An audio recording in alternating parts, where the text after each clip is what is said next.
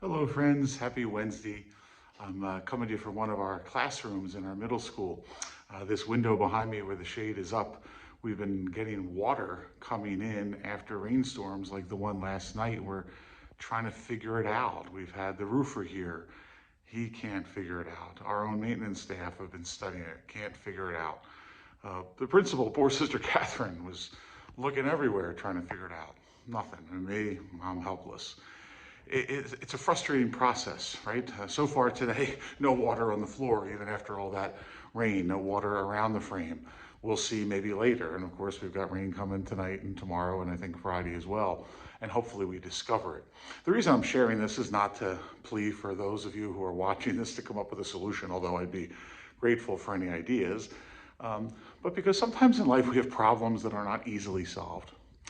They take lots of minds, they take lots of ideas, they take lots of time to figure out what's the real route, right? Water's getting in somewhere.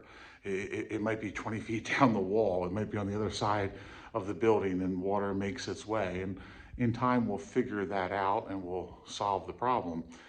But it will take time, it'll take reflection, there'll be frustration.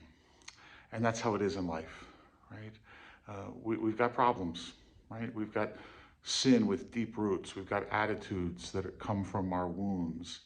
And I just encourage you, as I encourage myself, to be patient, to see where they come from.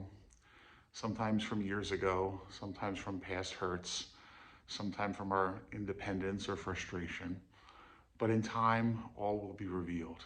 And most importantly, in time, with God's grace and with our cooperation, there will be healing, there will be resolution.